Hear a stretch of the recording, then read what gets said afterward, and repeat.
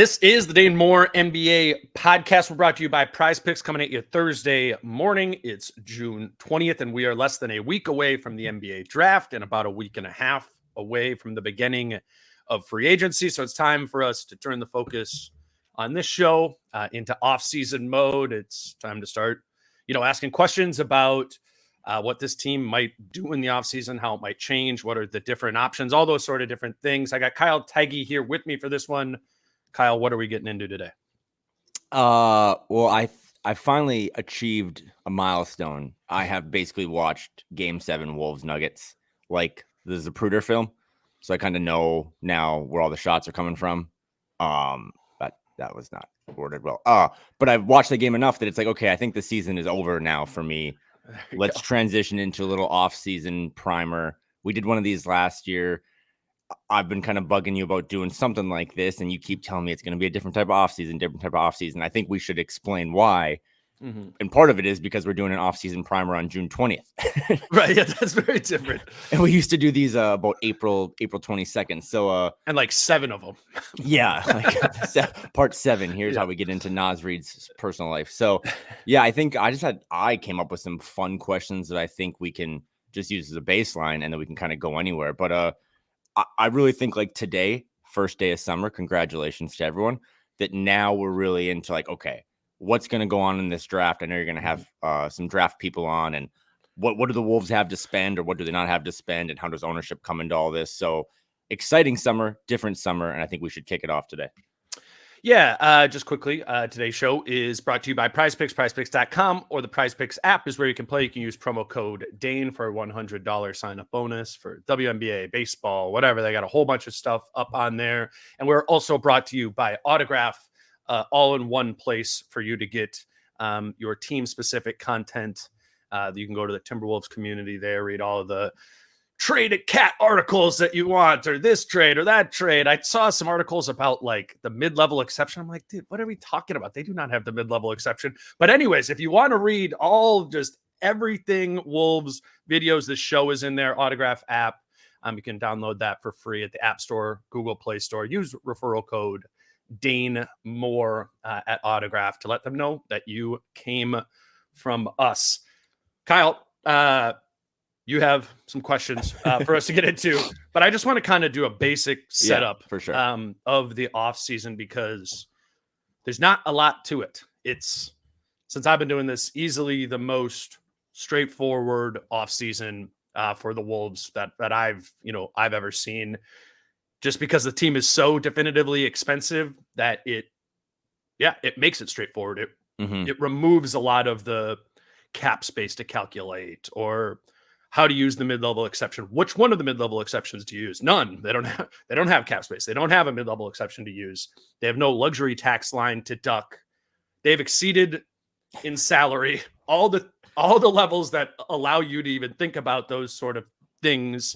And that's because even before re-signing any of their free agents like Kyle Anderson, Jordan McLaughlin, Monte Morris, or adding in any draft picks, they are already above that second apron line, which is $189.5 million, just with what they have right now on the roster, that about 193. So $3.5 million above the second apron before adding a lot of other stuff. So that just basically puts us in the situation where the question is, do you re-sign those free agents, or do you replace them with the minimum? Do you re-sign Kyle Anderson and, probably pay him a lot more than the minimum, and then pay tax for that? Or do you just say, nope, we're letting that one go, and we're re-signing somebody with the minimum? Same thing for Monte Morris. Same thing for Jordan McLaughlin. Those are your free agency questions, them or minimum. And then the draft, they have picked 27 and 37.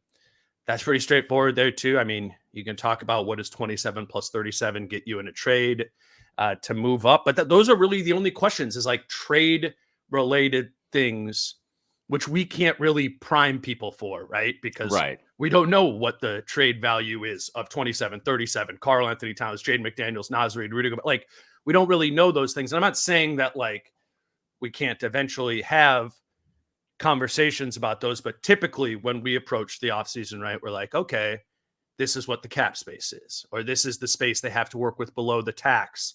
And that stuff is all done and gone. And so, yeah, really it's just trade talk. It's just trade. And that would be speculation, of what they can or cannot do. So that's really like my Wolves offseason primer in like a 90-second nutshell right there. Is that the way you look at it? Yeah. And again, I think it's important to remember that it's probably going to be less of an entertaining summer because now, as I've said before, this team has kind of graduated to being average or normal. And those are like big compliments from me because now you're good. Mm-hmm. And, the Celtics coming off, winning the NBA Finals in 5 games. I want to talk about them a little bit here in relation to the Wolves, but, they also, like last year, had an opportunity to make some moves, and it was all kind of done via trades. So, and they too have a lot of their and guys. we should say that like absolutely trades could happen, and it could be the most chaotic, like Wolves offseason. Right, like that. Right. That's very much a possibility out there, right? Making trades. I just don't know. It's either just going to be the most straightforward offseason ever, or chaos, and I don't really know how to. It's a lot easier to break down like money and salary cap and those sort of things than it is speculative trades. Well, and I've always called you what, millennial Larry Kuhn when it comes to the CBA. So I don't think people that are covering other teams, I don't think people covering this team, like you and I, even understand the full weight of what this new CBA is. Sure. So we're all kind of learning in real time. And to be honest with you, someone told me this during the playoffs. I don't think all front offices yet quite know right. what this new CBA is like. So you're still going to see a lot of slop, right? It is summer now. You're going to see a lot of random trades and stuff. And most of those aren't actually legal. So that's kind of why, again, I think the primer here is like you just said, they have no money. A lot of teams don't. They do have a couple picks. It is a bad draft at the top. But, as the No Ceilings crew has told me over and over, like it still has good players in it. Sure. You can go find a rotation player that can help you out. And we'll talk about that today too. So, yeah, I just got some questions that I wanted to rip off to you and we can talk about them. But I think my first one, if you want me to get right into it. Yeah, let's do it. I think my first one, again, coming off that Celtics finals, are the Timberwolves going to be the Celtics next year or the Blazers? And I worded that in the sense of, over the last couple of years, both teams, Boston and Portland, made their respective conference finals. The Blazers did it a handful of years ago. The Celtics did it last 19. year. Yep. And that Blazers year, after making the Western Conference Finals, they basically ran it back. I think they added Carmelo. Might have been a COVID year, but they went 35-39, right? Like they kind of had this one thing, and it was like, oh, have they elevated to being normal now? Have they graduated? Like, is this a contender now moving forward? Nope, it's not. They had one good year, and then it kind of fell back down to earth. The Celtics, after they fell to the Heat last year, not a similar way because they had younger guys, more of a foundation, but it was like, are they going to just run it back, or what are they going to do? And they obviously did the complete opposite. They trade the heart and soul of their team, Marcus Smart. They go get Porzingis. They steal Drew Holiday. Every move was connected, right? Like I think they got a first for Porzingis that they then spun to get Drew Holiday. So that's like the first thing for me is, are the Wolves, with 7 of their best players re-signed for next year, are they just going to run it back and be the Blazers and make little tweaks, mainly because that might be their only option? Or are they going to make a seismic move that gets rid of a core piece of their foundation to try to kind of put more chips in the middle? Well, so let's do this in reverse order. I want to start with the Celtics part first, because you proposed this. Like, what does the Celtics offseason, like, to take that and apply that to the Wolves? What does that look like? That would be like a Naz Reid or Jaden McDaniels trade, right? I think so. Yeah. I put that in my brain of not trading Carl. That's like a third door. Sure. I put it as, do you trade a Naz Reid? Do you trade a Jaden McDaniels, a guy that you think is a young core piece of your franchise, to go get essentially more win now type players? Yeah. Because what the Celtics did, I guess, to remind people was, and like you said, it was like a whole complex offseason for them, but they got rid of or traded away Marcus Smart, Malcolm Brogdon, and Grant Williams, right? Or it was Grant Williams was a free agent, but they would have had the opportunity to bring him back. So it's like, I guess when I was just thinking about that team, I'm like, okay, those are like the 4th, 5th, 6th guys, in their pecking order, trying to kind of take all those players are good in their own ways, and take that value and kind of move it up the pecking order a little bit to have a stronger third and fourth best player, which I think why you're asking this is that kind of makes sense for the Wolves, right? Like, it'd be nice if you had a little bit more strength at your second best and third best players or whatever. But the opportunity cost there, right, is you're trading Jane McDaniels or Naz Reid, right? That which is different than Marcus Smart or Malcolm Brogdon or those guys, because Jaden's 23, Naz 24. Those guys are the Celtics guys were older, and Smart and Brogdon probably weren't going to be in like the next Brown and Tatum window. And I think that's the difference here is we think of whenever the Rudy, whatever, like 2-3 years from now, that next window, we envision it right now being Ant, obviously at the top of it, but probably with Jaden McDaniels and Naz Reid there too. So that's where I kind of got stuck on the Celtics comparison part of it was, or otherwise, or I guess it feels like it would hurt more. It would hurt the Wolves more to make a Celtics type offseason because you'd be giving up Naz Reid or Jaden McDaniels than it hurt the Celtics to do so, just kind of given the, I guess more so than anything, age of Smart and Brogdon. No, and again, it's always funny to think about what the perspective is or the narrative at a given day compared to a year ago, right? I don't pretend to be the biggest Boston Celtics fan, but I know that when they traded Marcus Smart, fan favorite for sure, for a guy who has not been able to stay healthy in Kristaps Porzingis, and then they paid him right away. I don't think Celtics fans love that. He ended up being not the final chess piece, but just a cheat code when he was out there for how they want to play basketball. So I also want to say I am not a fan of trading Jaden McDaniels or Naz Reid. But if, and we're going to have to talk a little ownership at some point, like this ownership group, whoever that may be, and this front office, if they do think like, hey, we have our one, like playoff Ant is a thing.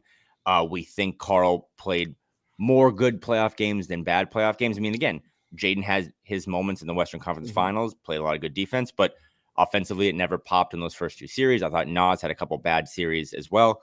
So that would be a perspective of like, do we want to just push more chips into the middle? I hate the idea of being all in because you're never all in if you have good players that you can flip.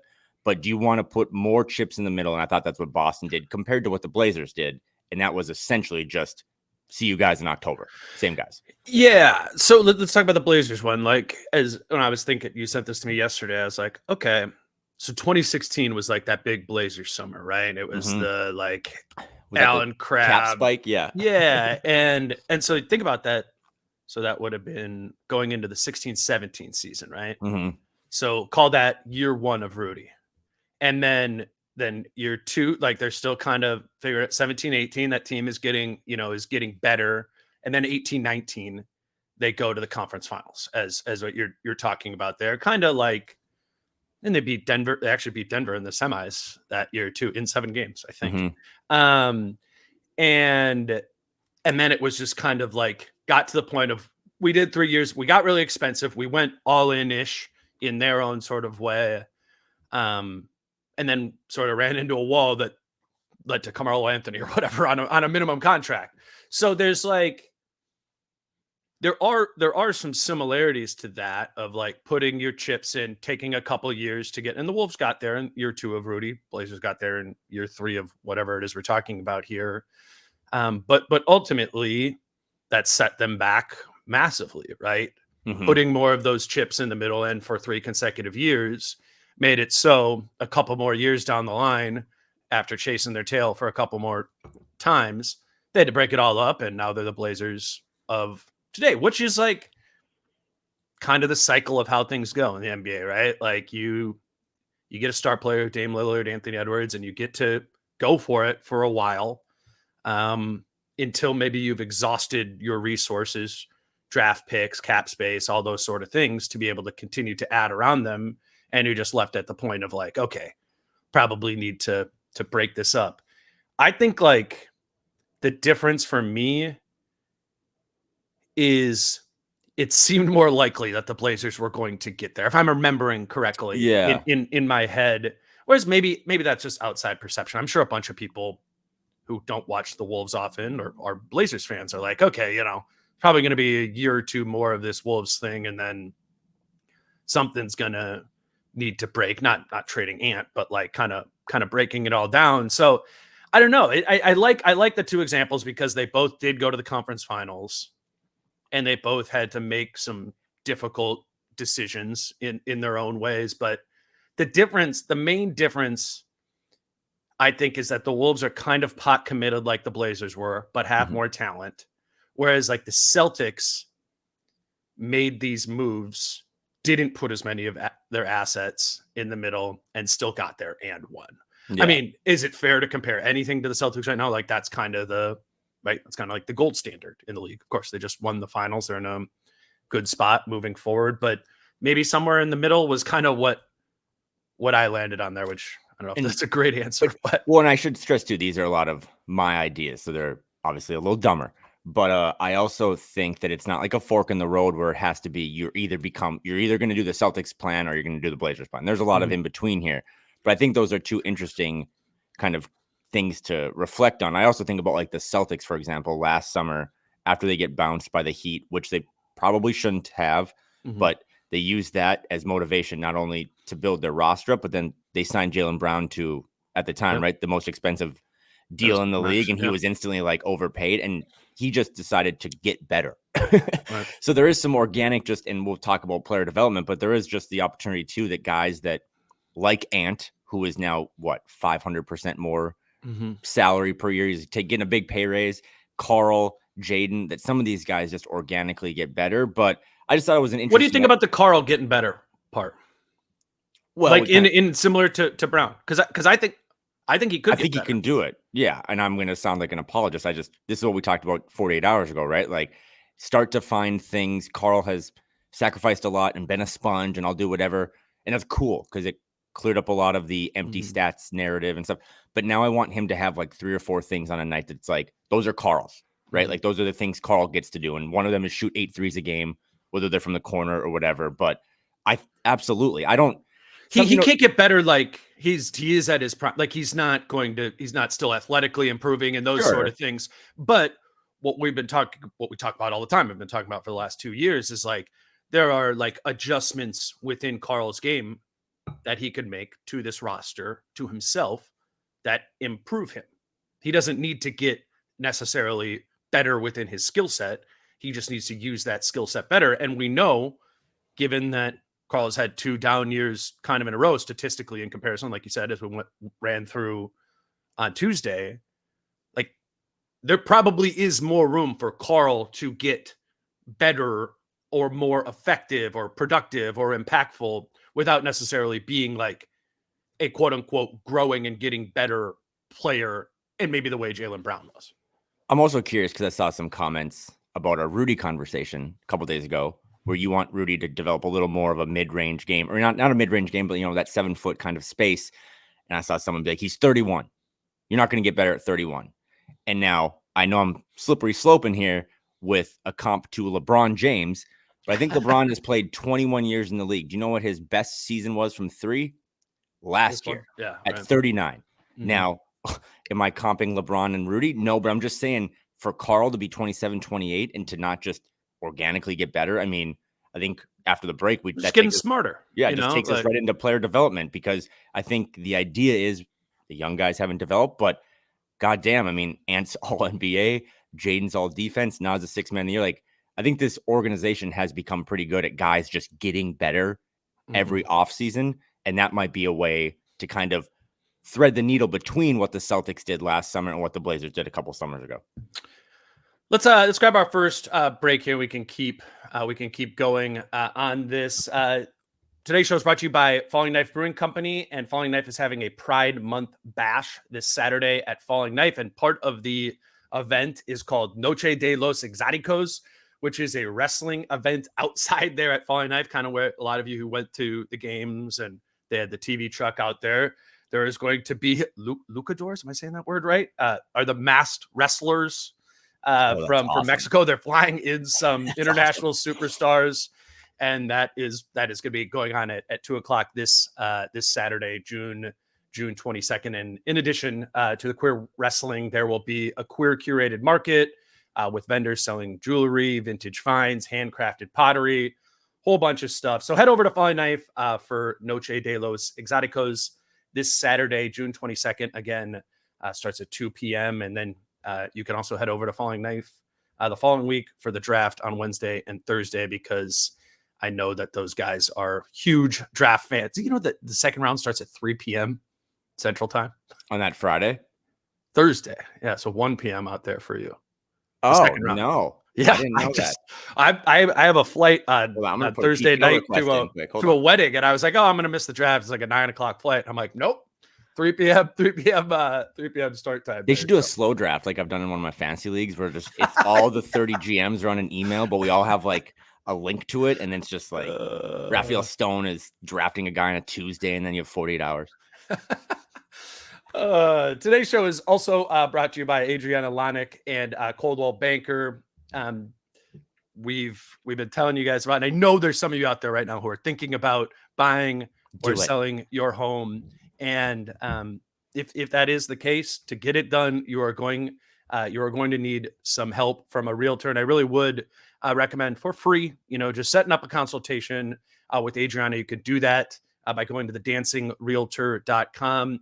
This splash page comes up kind of in, connection with sponsorship with us. If you book a strategy session with Adriana Lonick at the Dancing Realtor, you will be entered to win free Wolves tickets for next season. Just an added perk, but I know that, many of you or some of you are out there considering buying or selling a home. And if you are in Minnesota or Wisconsin, go to thedancingrealtor.com or call 715-304-9920 to book that consultation, get the ball rolling on home ownership, and score a pair of free Wolves tickets at thedancingrealtor.com. What do we got next, Kyle? This is maybe my favorite one, and I do think it goes in order. Player development. What's the plan? I think Finch and his staff get a bad there's a bad opinion of their player development, because when you think of that, you think of what are the young guys doing, and the young guys aren't playing, right? And when I say young guys you talked about in the three positions, Josh Minot, Leonard Miller, Jalen Clark, who couldn't play last year because he's coming off an Achilles injury, and then Wendell Moore. What's the plan for, as I said, kind of the JV guys versus the varsity guys? Because the varsity guys, as I said earlier, like Anthony Edwards has just gotten better every year. And a lot of that is credit to him. But we've heard him say that Finch has played a giant role in that. Obviously Jaden, obviously Nas. I think Nikhil's another one, right? Like Nikhil Alexander-Walker's coming off his best year of his career, and it's playing for under Finch. So we probably know those guys will continue to just get better. Ant and Na will be in the Olympics, but what's the plan for the young guys? And again, I was harping on those young guys getting some minutes this past season. I think I was flat out wrong. That wasn't the time for it. But as we just talked about in segment one, like with the Kyle Anderson stuff or the Monty Morris stuff, do you finally just maybe take, and this is my actual big picture thing for kind of breaking news for you for next year, is I think they should take like a half step back and be like a little worse in the regular season or the first couple months to give these young guys real opportunities to see what they have. Because if they have something, those are super valuable guys, because none of them make any money. Yeah. So you brought this up, and you've used the word in the past of like, they need to play next year. And I'm like a little less there. Okay. Like I get what you're saying. And I think like probably organically that just like kind of comes in, particularly if you lose a Kyle Anderson and or a Monte Morris, there's just another spot in the rotation that's open. But if you aren't at the point where like the 8th spot in your rotation is a question mark, and it does look like last season where the team is deep and we're talking about, I feel like Jordan McLaughlin should be in the rotation, but he's the 11th guy. Like, I haven't seen enough personally, or don't have enough belief personally right now in Leonard Miller, Josh Minot, or Jalen Clark, or Wendell Moore Jr. to be like, we need to make sure that spot, that 17 minutes a night in the rotation is there for them. And you have to give that to them in the name of development along the way. I think it will just particularly with having a longer run to the regular season. To another one of your points, like Mike Conley's just not going to play probably as many games. I don't think Rudy Gobert is going to play 76 games again next season. We think. You know what I mean? Like not to interrupt you, but like I was on Mike Conley shouldn't play 75 games last year. He took it as a prideful thing. He did those awesome pieces with Jace, and he did prove the doubters wrong. But then he was hurt towards the end of the playoff run. So like I'm with you, and sorry not to interrupt you, but it's like I'm not like totally against what you're saying either. I just don't like the need idea, like locking it in. Well, and again, maybe I'm too focused on Josh Minott, who time might have. But do you know the last time Josh Minott played in a competitive basketball game? High school. Well, he played 8 minutes on March 19th, 2022 against Memphis against Gonzaga. Oh, okay, yeah. I remember he played for like a minute in that at Milwaukee game the day after. Oh, did he? Oh, yeah. Okay. It was like remember when like Dacian Nix was in the rotation for like 2 games? Josh Minott had one of those. It was the day after the trade deadline. I remember he like guarded Giannis for like a moment. But like a real game, yeah, it would have been. I was gonna say to you, like, do you know the last time Josh Minott started in a real game? So I went back. I had this whole thing queued up. He didn't start in that game. He actually played 8 minutes in that game. So again, it kind of just tells you you're right. He probably hasn't played a meaningful basketball game since high school. And again, if they've figured out internally that maybe he just doesn't have the shooting prowess or the basketball IQ or whatever, and they already kind of know, I mean, I think this is what they probably feel about Wendell at this point, that it's just not going to work and whatever, we're good. But I don't think you can take 4 years off of basketball and then be asked to start to contribute. So you're right here in the sense of they could probably just run it back next year with most of these guys, be really good again and see what happens and then plug and play at some point. I just get a little more concerned, and I'll get into this later, that next summer, if that's a really big summer and you have Nickeil as a free agent and Nas as a player option and Rudy's in the last year of his deal, you can't just all of a sudden be like, hey, Josh, I know you haven't I know you haven't contributed since like the Obama administration, but like, can you now guard Giannis again? Like that's going to be tough. So do they need to play? That's probably a little over the top, but I strongly think that they have to be given opportunities to know what they have, because guess what? Again, this summer, cool, a couple draft picks. Next summer, no draft picks. So you got to kind of know what's in the cupboard. No, I like that. And I think that, this starts right practically with like off-season workouts and what they're doing right now. Yeah. And then summer league camp and then summer league, like if you're Josh Minott, if you're Leonard Miller, or Wendell Moore Jr., like this is like, let's go. Like we need to show something now so as to earn that right to be able to be even considered, for the rotation, which again, if Monte Morris and Kyle Anderson are gone, like that's there. That is there for the taking. It is there for probably one or multiple of them to take. And then, you'll be competing with a rookie or two. You'll probably be competing with some sort of like 30-year-old veteran minimum guy.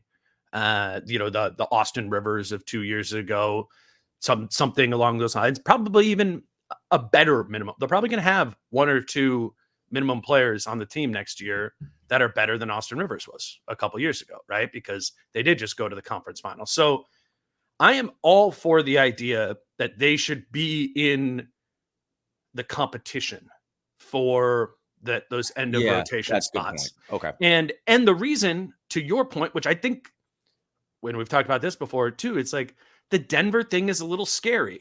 Like what happened at Denver, and they lose Bruce Brown and they go into this past season and it's like, man, we needed something more. And, is it going to be Julian Strother? Is it going to, and Peyton Watson gave him some stuff, but like some of the deeper guys, Hunter Tyson, like those guys down the line, those were their Minotts and Millers.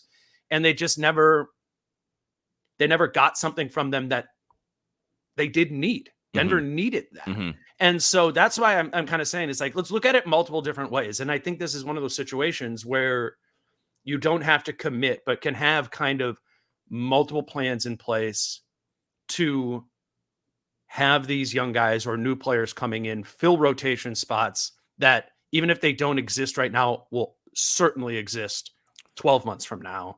And it's, yeah, I get the idea that it's time to start building that. And when I say I think they should take a half step back, and then we kind of got into it, but like the Rudy Gobert and the Mike Conley minutes, more than anything, just next season, if they just run it back and they have this same roster, I would like there to be more of an emphasis on it's a Tuesday in February. Mike, it's not up to you this time.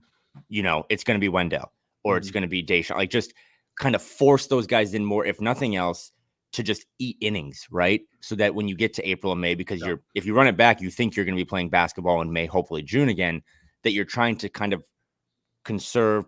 I mean, a lot of the talk after the Maverick series was that this whole roster wasn't built to play this long. Well, if that's the case, then find ways to save some of that, go low power mode on the iPhone for a little bit and throw Wendell in there, throw Leonard in there, throw Jalen Clark in there, who I'm probably the most excited about just to see what he has.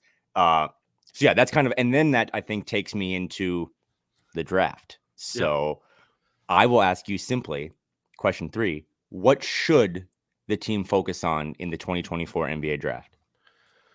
Well, you also put a bullet point below that of like young developmental pieces versus like a veteran rookie, right? And this is a conversation I think already going on right now, and certainly will be next week with the draft, and we'll talk about that with Tyler on Monday, of who are our veteran rookie type players, who are the 22, 23, 24-year-old guys that you could draft and, theoretically plug and play. How many of those are there?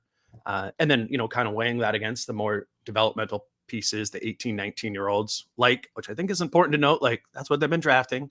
Minot, Miller were the undervalued 19-year-olds who, for one reason or another, kind of dropped there. So that would be pattern of behavior from this front office. They did draft Wendell Moore, who was a third-year player. So I guess we could, 2 years ago, you could point to that as well. But I think everyone is going to kind of be on draft a 23-year-old.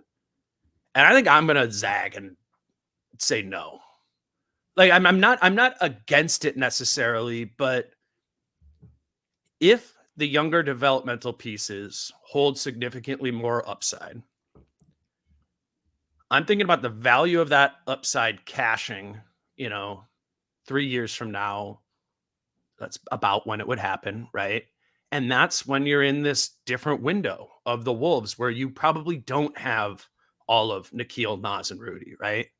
You probably have maybe one of those guys. And I just think it's going to be important to have a guy like Leonard Miller click in and, have cashed, like I said, or whatever the version of that is this season, to draft it. And then by the time they're 21, 22, come in and be like, okay, they're ready to go. And they have more upside than maybe the 23, 24-year-old. Now, to be fair, I don't know the prospects well enough. And this is a whole calculation of what is the likelihood of upside versus the likelihood of solid play of the veteran player. And I would need to know more about the prospects to be able to, make that calculation. But I don't think we should just fall right into draft a 23-year-old no matter what, because that's what this team needs right now, is a player to go in there. Because to our previous question, if you bring back Kyle Anderson and Monte Morris, you don't need a guy to be plugged and played into the rotation who's a rookie at 23 years old, right? Yep. That wouldn't be a need. So that's where I'm at with this understanding. I don't know the prospects deeply enough, but just that proposition of young developmental piece versus 22, 23-year-old veteran rookie, or more veteran rookie. I don't think it's as obvious as maybe I'm getting the sense that people feel it is.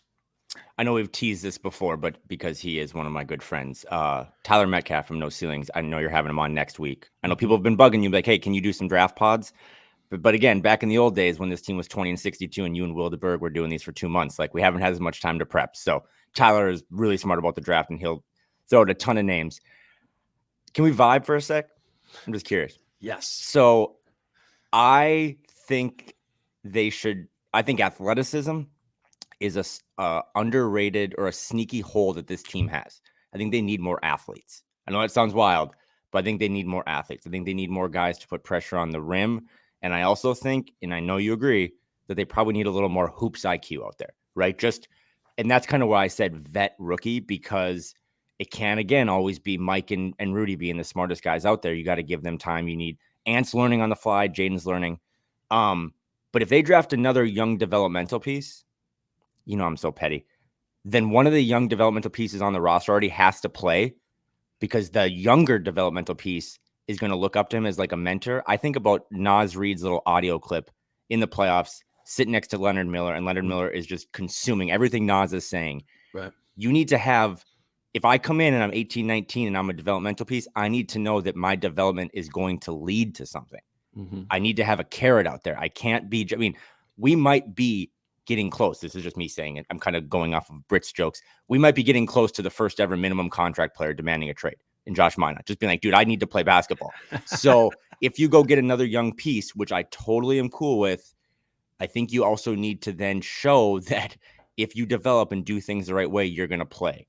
Mm-hmm. So that's just my take on that. Also, Jalen Clark, he's going to be 23 in October. So I should probably be a little, smarter about how I'm saying everyone's can't drink. But I don't really care what they do. I do think hoops IQ, having you see some of these players get drafted. They come in right away and they understand the purpose of being like a role player. And that's what this draft is going to be big about. A lot of these guys coming in every year probably think like, I can get a max contract if I play hard enough, no matter where I get drafted. I don't think that's the case here. I want a guy that's going to come in, and depending on what happens with Jordan McLaughlin, depending on what happens with Monte Morris, Kyle Anderson, like you might only have one point guard on the team and he's north of 35. So can you find a guy that comes in and just said, I just want to play 8 minutes a game and be Mike's backup? That would be something that I'd be looking for, but I am voting vet rookie point guard or vet rookie draft pick. Well, you're saying, hey, it's okay to just continue to get young guys, develop them, and see what you get. My one caveat would be, if Anderson and Morris are gone, then you need to draft a ready-to-play guy, right?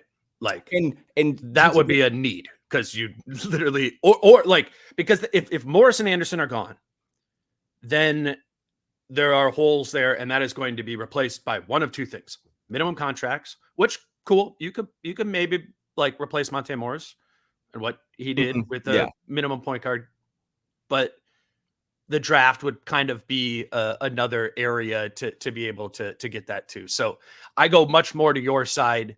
The more Anderson, and like if Anderson's gone, I'm like, yep, a little bit more Kyle. If Anderson and Morris are gone, yes, then I'm all in on got to draft somebody to play right away. And I said this earlier that we're all kind of learning the CBA, the new one, second apron, all this stuff on the fly.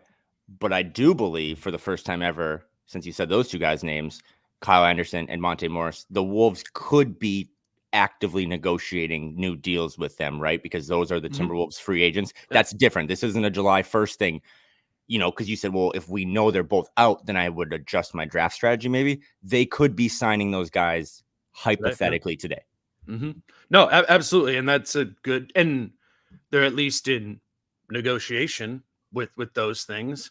I would think like we saw the Siakam deal go through yesterday. That one's just a little bit, if you're on the Siakam side, or you're Siakam's agent, right? Yeah. Like there literally isn't, the CBA says nobody can offer you what Indiana offered you. So that's an easy decision right there. Like if you're Morris and Anderson and you're now the, 40th best free agent or something like that, if we were their agents, we'd be like, maybe let's kind of see how the market plays out here. There are a lot of teams that are going to have the mid-level exception. Maybe, we have this offer from the Wolves, but let's wait to see if you're Kyle Anderson, let's wait to see if somebody wants to throw $10 million a year at him. And like, I don't know, like it's hard for me to think about or picture or estimate what like Kyle Anderson's market will be.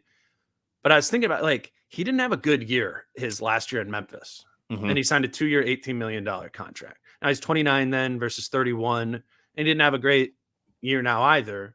But like, I think that Kyle signing for almost the full mid-level back then is like a pretty big hint for us of like what the market thinks of him, or what executives think about Kyle, in the greater NBA landscape, in that they really do believe in a lot of what those metrics that we ran through say, that, Kyle's been top 10 percentile defensively like 8 times in his career. Yeah. Like that's the stuff that's going to get him, paid. I think front offices think more like what Chris Finch thinks of Kyle Anderson than what Wolves Twitter thinks of Kyle Anderson. Does that make sense? Yeah. And I think both him and Monty Morris are like depreciated assets that are just going to have better years. That was a really good point to say, just a couple years ago when Kyle left Memphis, it was a bad year. Then he was, as I deemed, the best free agent signing in Wolves history. Yeah. I think Monty Morris too, I think just weird situation in Detroit, probably not fully healthy, not in great shape. If Monty Morris is the backup point guard with a real role next season, I think that's something that you can trust. I think he'll shoot better, kind of like his playmaking. So do you want to do another break, or do you want to just go right into Just do it? No, let's go. Kyle and Monty? Again, if you do sign those guys, as Dane said, you're not just signing them probably at X. It's going to be like a tax on that. You give Kyle Anderson $10 million a year, it's going to be what, 18 when you have to pay this tax bill. I don't know the answer to this one. So this is the dumbest question on my list. But does paying, as I deemed it, a fat tax bill for a year put you in a better position next summer? Like it, as we talk about all these big second apron luxury tax payments, if you can just pay it 1 year to get through so that everyone on your roster cycles through a year of their contract, does that give you a little more flexibility next summer, or is the answer no? I mean, I think it's no generally, but there's ways to piece that together, right? Like what would be the case that it does help you? There's one less year on Cat's contract and there's one less year on Rudy's contract. So they're more tradable. Yes. I mean, do you think Cat 12 months from now, when rather than 4 years, 221 million left on his contract, has 3 years, 175 million on his contract? Like, are those different propositions? I think those are about the same of like, this is super expensive. You're getting a really productive player, but not really at a bargain. Like, I don't really know. Like, Carl didn't have a bad year, right? It's not like, oh, Carl's going to come back from injury and he's going to be like, I mean, I know he got hurt like at the end of the season, but it's hard for me to really see Cat's trade value evolving in a major way, up or down, 12 months from now. And I guess, like Rudy, then now he just has 1 year left on his contract. 12 months from now, it is a player option. Then I still think you're at the same place you are right now, which is like, are we giving him an extension or not? He's probably opting out of that no matter what. Again, unless either of them get injured, which is a, obviously, risk in all this, then, if Cat gets injured, definitely can't trade him. If Rudy gets injured, that 1 year at almost $50 million, like who's going to want to trade for that? So I don't know. Like, you also got to remember that like paying a fat or tax bill or being in the second apron this year, it takes away like some soft long-term values of like getting a player on a 4-year mid-level exception. Yeah. You know what I'm saying? Like you don't have that anymore. Is that often a futuristic move? No, but sometimes it is. Like if they weren't in the second apron, could they sign some 27-year-old to a 4-year mid-level? Yeah. And now maybe that's one of your guys down the line, like Kyle Anderson, but better. So I don't know. You're limited in what trades you can make. I don't think it like benefits them that much to pay it again, because you're still going to need to pay it in another year. Right. Okay. Yep. And then it repeats. So I tried to. No, that was just an alley-oop, I think, question 4 into question 5, because my 5th and final question to you is next summer 10 times more crucial than this summer? And I know that's not the greatest way to promote the pod. We're going to be doing a lot of these. I think you and I are going to Vegas again, so a lot of content coming. But I was just kind of looking ahead a year because, and just jump in when I'm wrong, Naz Reid has a player option next summer that he will almost for sure decline. Nickeil Alexander-Walker will be a bona fide free agent, not restricted, right? Just bona fide. UFA, Yep. Rudy Gobert, last year of his deal, you're saying that's a player option? Tim Conley has the opt-out clause next summer. I was trying to look this up. I don't know what like Finch and his staff status is. I'm sure they're probably signed a couple more years, but another year of deals there. Extension is certainly possible on that. Yep. Yeah, and I would imagine that'll At that point. Yeah, and that'll probably maybe be cleared up depending on this ownership thing. But yeah, I guess in general, is next summer 10 times more crucial than this summer? And I will also give this caveat that this summer, to me, we said it at the top, you don't have a lot of wiggle room, right? Let's draft a couple guys, maybe move up in the draft or whatever. Maybe you make a trade, small, medium, or large. The arbitration, the ownership situation that I think we've talked enough about is, to me, the single biggest thing that this franchise has ever had to go through in 35 years. And simultaneously, I think it's something we just don't need to talk about until we get real breaking news. But people don't always love this, but it really, like, the Minnesota Timberwolves are no different than Cargill or 3M or General Mills, in the sense of, if the stuff at the top is chaotic, it'll just trickle down all the way. So this summer should be pretty easy. Tim moved his opt-out. It's going to be all the same people making all the same decisions. But if they don't figure out this ownership thing this fall, next summer becomes, to me, like a holy shit moment of, remember those good vibes in spring of 2024? Well, they are no longer here. Yeah, no, I mean, to answer the question, is next summer 10 times more crucial for this franchise than this summer? Yes. Okay. And that's because of it's because of Nas, Nikhil, Rudy, Tim, Finch, all of those things. You're just getting to a more of a decision-making time on them. This summer is critical in the decision to pay the tax, or to what degree you're going to pay the tax. That's what defines whatever they can or cannot do. An unknowable thing for us right now of how much they will. But there's not really a lot of action items on this summer, right? Other than, there only becomes action items this summer if it is deemed need to slash salary, right? Then you would need to be making cost-cutting moves. I'd have nothing to indicate that that's the case right now, from what I've heard, or just from, they didn't pay the luxury tax last season. Mm-hmm. So, like, this is going to be a fat luxury tax bill if they run this back, and they even just bring back, Anderson and Morris, or even one of them. I mean, we're talking about a $75 to $100 million tax bill on top of it. And, there's different degrees to which teams are willing to pay the tax. Like this year, there was 8 teams that paid the tax. Golden State paid $177 million. Clippers paid $142. Phoenix paid $68. Milwaukee paid $52. Boston $44. Denver $20. Miami $16. Lakers $7. Like, where do the Wolves, what level of that are they cool with going to? What level of that is Glenn Taylor cool with going to? Is that a different number than Mark Lowry and Alex Rodriguez are going to? Those are, again, unknowable questions, and they're probably determined by how the market shakes out.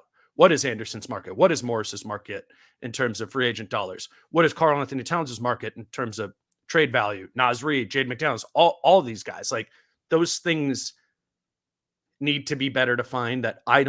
We could pretend, like, we could do the pretend thing.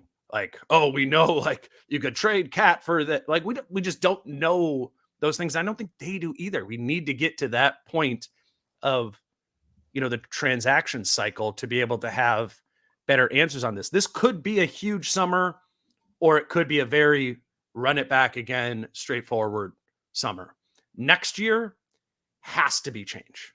Like, at least in terms of, I guess you could have the same route. You could re-sign Nas Reed. You could re-sign Nikhil Alexander-Walker, and you could give Rudy Gobert an extension and then run it back for a third time in a row. That's probably unlikely, right? Particularly if you paid the tax the year before. Now you're in a repeater tax, and we're talking about $150 million, or now you're getting up towards those Clippers and Golden State numbers for 25, 26, which that's just a lot to pay in 1 year. It's a ton to pay if you paid 75 or 100 million the year before that. So I don't know. I just feel so stuck with all of this and, like, really projecting anything, because that is the variable that we don't know. And it's extra muddied by the fact that we don't even know who the owner is. who those two owners probably have different spending thresholds. You and Rich Paul don't know who the owner is. Exactly. But it's funny. I want to put a pin in that where you said, as you know, the best person covering this team, you're kind of stuck. I don't really know exactly how to move forward. I think that's how probably Matt Lloyd feels and everyone in that front office, right? Like, I know that they're the Avengers and they're going to make a lot of smart moves. They've always made smart moves, but there's gotta be, back to my, they're just another normal organization that has a little chaos at the top and that trickles down. That's why, it could be a pretty standard summer, but the Timberwolves have never really given you standard in general. And now this summer, unfortunately, coming off of the best season in 35 years, I mean, this ownership thing, I think about it every day, and I don't want to talk about it every day because there's nothing really new until they finally get through arbitration. But it sucks. And you know what I mean? Like, it just creates chaos, unnecessary distractions for, if this thing was settled and all smooth, I would imagine Tim Connolly re-ups, and I think they probably, new ownership at least, probably wants to re-up the coaching staff and pair those two bodies together moving forward. And it would be a lot cleaner. And I don't think it's going to be clean until we get this arbitration hurdle figured out. So it's almost not a bummer, but I mean, it is worth factoring into almost every topic you want to talk about is what's going to happen there. Because if it's one side, it could be one path. And if it's another side, it could be a whole other path. So I also think to the 12 months from now off season, in my mind, it's like you can find more justifications for trading Carl then 12 months from now. Yeah. Yep. Because let's play this out. Yep. All right. It's next summer. They opt to sign Naz Reid to a 4-year, $100 million contract, right? Okay, here we go. Deal. He's locked up, right? For the long term. And also you brought Nickeil Alexander-Walker back on a 4-year, $60 million contract or whatever. I don't, I'm just throwing out numbers. Mm-hmm. And you've even decided to give Rudy a 2-year extension, 2-year, $80 million extension. Like, if those things are in place, and obviously the price of those, that's very expensive, then I think it becomes easier to justify with more of a long-term lens, because now you have more of a more runway of all right, let's do the trade Cat into somebody else's cap space thing, where just Mm-hmm. that $50 million goes away, right? You've just traded it. Maybe you get a couple assets back, and you've done the cost-cutting Cat thing. You could do that now, right? You could trade Cat into Oklahoma City's cap space, or Philadelphia's, or San Antonio's, or whatever, if they can get to that number, which is a big number, 50 million. But it just, if you're the Wolves, it's not as much of a need right now, because you do not need to make the Naz decision yet. You do not need to make the Nickeil decision yet. You actually can't offer those guys extensions right now. Rudy, you could, but that's probably, let's wait a year to make that decision too. So I guess that's just where I'm at with the Cat stuff. Is one, I just think it's the reason I don't even want to do let's do a fake Cat trade pod, because they're not gonna be exciting, right? Mm-hmm. And it's not because Carl's bad. It's because he's just signed a 4-year, $221 million contract, and he's not a top 25 player in the NBA. So that's hard to trade. That's just a fact of the matter. If he was, it reminds me a lot of D'Lo, a couple years ago, when he was making 30 and they didn't trade him.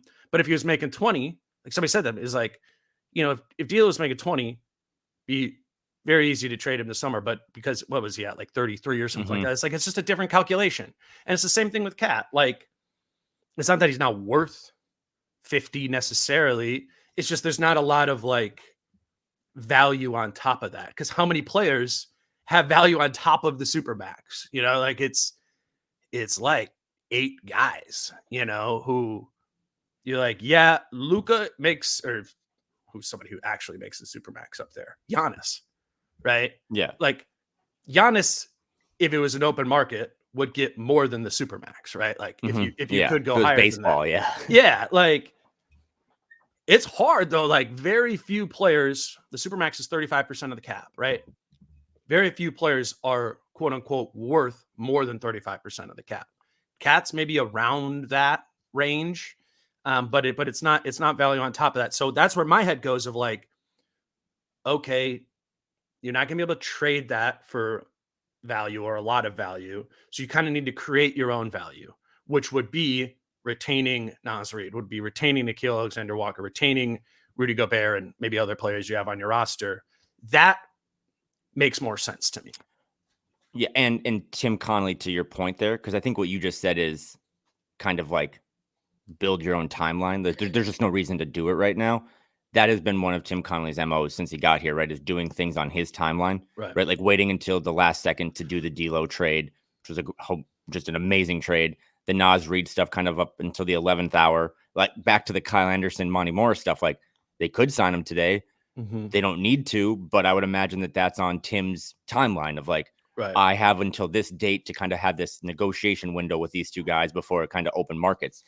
And then on the Cat stuff too, just because I don't think fans should have understood the previous CBA, let alone this one, because this one, I think front office executives don't fully grasp. But to your idea of trading Carl into cap space, I think it's worth just mentioning again, you trade Carl hypothetically $50 million a year into a team that can just absorb that money. Yeah. That does not mean that the Timberwolves carve out $50 million in cap. No, it just justifies. So you're trading away Yeah. You're trading away a good player to fit into their cap space, but it's not just taking $50 million off of your Excel spreadsheet. You're really not carving out much money. So that's another reason why it's like, oh, trade Cat, clear the books. Like trading Cat doesn't clear the books. Right. Well, and if and when a trade Cat time comes, or if it was now, you would want to do it for a better player than Cat, right? You would want to be upgrading, right? Mm-hmm. Maybe attaching a pick. Like they're going to come draft night, they can trade the 2031 pick unprotected, right? What does Cat and the unprotected 2031 pick get you? Like that's how I would think about it. If you wanted to make a Cat trade now, how do you improve upon that? But the Seth Partnow does his, have you looked at this at all? The tiers thing. So he's been coming out like every day and Cat was in tier 4, which I was kind of like, whoa, that's a drop. But then Wednesday, tier 3 came out. And I'm like, okay, so these would be the players, right, that would be upgrades on Cat, right? These would be the trade Cat plus a first for them. And I just was going through it. And I'm like, man, it's just hard to see. Like, I'm just going to read it's not a big tier for tier 3. These are the guys that Partnow has above Cat. OG, this is 3. We'll go 3C up to 3A. OG Anunoby, Jalen Williams, Paolo Banchero, DeMar DeRozan, Lauri Markkanen, Chris Middleton, Tyrese Maxey, Derek White, Kristaps Porzingis, Drew Holiday, Tyrese Halliburton, Trae Young, Damian Lillard, Pascal Siakam, Chet Holmgren, Rudy Gobert, Zion Williamson, Jamal Murray, and James Harden. Like, how many of those guys? I'm not even saying that those guys are like necessarily way better than Cat. I would actually probably argue some of them, if you did that, it would hurt, would hurt them. But at the same time, I was just like going through those. I'm like, how many of them would those teams even consider engaging in that trade talk? It's like Harden, I guess, maybe like DeRozan, maybe. Yeah, who's he's a free agent, so that one doesn't. It was just like I'm just going through them. Like the Thunder aren't gonna do Cat and an unprotected first for Jalen Williams, who's on a rookie deal, and that the money doesn't work there either. Paolo, no, like I think like Markkanen and Cat are pretty similar players. I don't think that'd be like some big upgrade for the Wolves. It's just like it's a lot of guys that wouldn't get traded, or like their teams wouldn't trade them, or it wouldn't be this like. I don't think it would give us what we would hope for in a Cat improvement. Does that make sense? 100%. I found the tweet. I think you were reading this verbatim, but I want to go back quick to because it kind of puts a bow on all of this. run it back, whatever, trade Carl, don't trade Carl, sign guys. Were you reading the Bobby Marks tweet about? Yeah. So I just want to do it one more time because I think this is actually a good way to close. Unofficial luxury tax payments per team this year.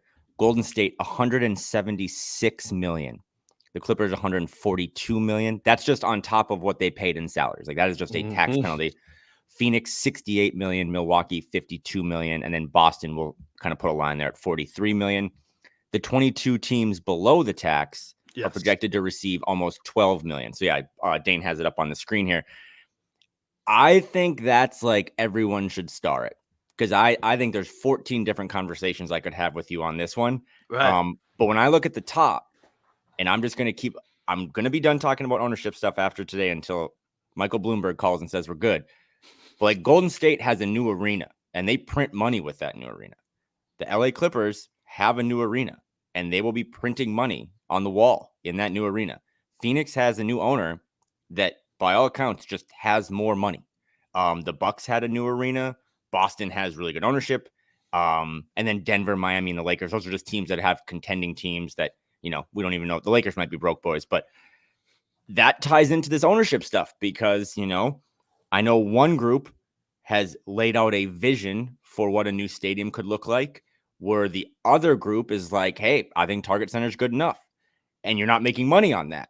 So whatever side you want to win, I just, mystery box or the boat, I am excited or I'm hoping that the mystery box wins out here because those are the only ways in my mind, and push back if you want, that you can unlock another level of this is by having new innovative owners that, because when everyone hears this new stadium thing, they probably just think like, oh, cool. Am I going to have better seats and Wi-Fi? It actually ties into this luxury tax stuff because if that stadium can generate other streams of revenue for you, that's how you pay this luxury tax. Again, that list, that's a lot of teams that you would never throw Minnesota in, right? The LAs, the Phoenixes, the San Franciscos, the New Yorks of the world, not Minneapolis. So this ownership thing, man, all my 5 questions are kind of meaningless if this ownership thing either drags out or doesn't go the way that I personally, biased, selfishly, would hope it goes. There's just there's no more room in the NBA for the money ball thing. No, there just isn't. Not. And you could point to Oklahoma City or something like that, right? Of here we go, contender team that was below the salary cap, right? Mm-hmm. Not for long. Nope. Right? J-Dub's going to get paid. These guys are Chet's going to get, an extension here in 12 months, and all for probably at the max or close to the max, So there just isn't really a way or an example of a way to contend and win that is not exorbitant spending. Denver's the closest thing. Denver's cheap. It's probably the most and they paid the, they paid the tax this year. Not a huge amount, and they're gonna, probably have to going forward. But it's even them, man. It's there are ways where last season they could have taken way heavier of a tax bill, or just even made moves during the season where it's okay, adding this, adding that, and the tax bill goes up, and they didn't. I just don't think there's ways to or there are ways to be cheaper, but it just comes with an opportunity cost, right? In today's day and age. So yeah, I think the Glenn comments of I think Target Center is good. 1, disagree. 2, disagree. 3, disagree. It just I don't know. Maybe we're not smart enough to know what the way to be able to do it is. But for a long time, this team has been operating at a $25 to $30 million loss annually. Or I know that's what it was a couple years ago, and they got a lot closer to breaking even this year, just from a operating standpoint. But a lot of that was baked in. We get this luxury tax payment. The Wolves get again a disbursement from all the teams that pay taxes here. They're getting $12 million, just gift because you didn't pay the luxury tax. That's part of how the Wolves have, quote unquote, made Target Center work. That's because they sucked, and they were just bingo. And so now the question is, are you still operating on a budget? And it's not my money, and whoever owns the team can choose how they're going to do that. There's just, I don't know. I don't know which teams are balling on a budget and winning in the NBA right now. Because I look at these teams up on the screen who paid the luxury tax this season, and those are the good ones, Like, And not, you're 100% right. It is funny though that those top 4 teams on the list paid $420 million in luxury tax payments and didn't get out of the first round. Exactly. And so there's like, there is a case the other way too. Like it is prohibitively expensive. That's the goal of the second apron. The NBA put this in for a reason, to not like let teams be able to just every single year, have a more significantly more expensive team than the rest of the league, or they can, but they're going to, like, those numbers of the tax are just going to go up and up and up over time. And honestly, it's what, like, this is what overall, maybe we just put a bow on it with this, like, so it makes the whole second apron in this new CPA is going to make the off season and salary cap stuff, which I love, less fun. Yeah. 100%. Shout out to the players union. Right. For real.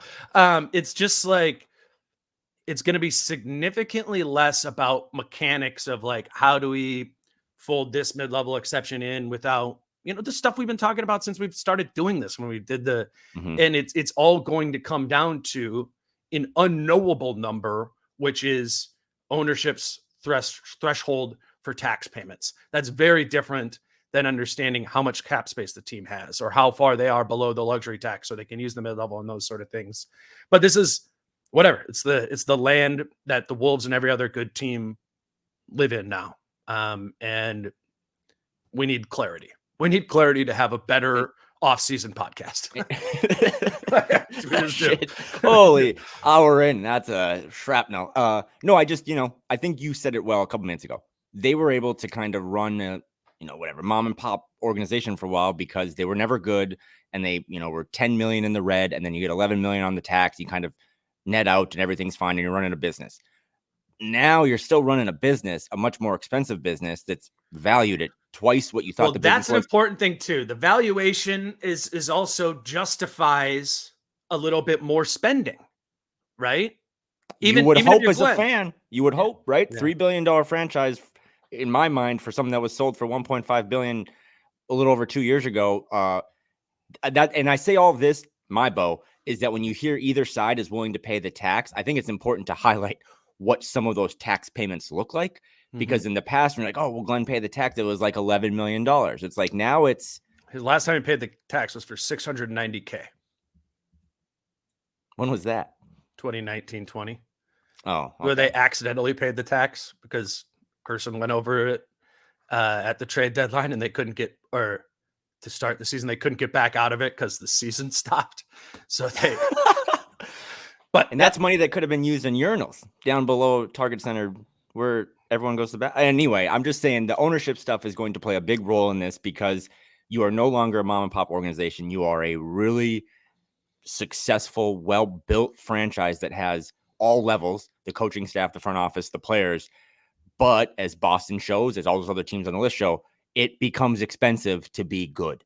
And are you willing to continue to pay to be good after, me and people like us, fans, have paid for decades for your team to be bad? So will you invest in something that's finally looks like it's promising? TBD. That is the question. And, and as we get more information on that, we'll talk about it. And as we get more breadcrumbs on Kyle Anderson, we'll talk about it, or cat trade, or this trade, or those sort of things. It's all very hard, to know right now. So we have to kind of just think about it a little bit more existentially. And I think for now, on June 20th, this is where we're at, and we'll dig more into it as July 1st comes and free agents can start being signed, and or even next week with the draft. That'll answer some of our questions about, that'll be a breadcrumb of how they're pursuing the offseason, right? How many guys they draft, what type of player they draft. Yeah. That's why it never makes sense to have the draft before free agency, I think, but that's how that works too. So we'll see. That's coming up next week. I'm going to have Tyler Metcalf from from No Ceilings on. He's coming on to give us probably 45 minutes, hour of his time. So I would just plug, which I bought a couple days ago.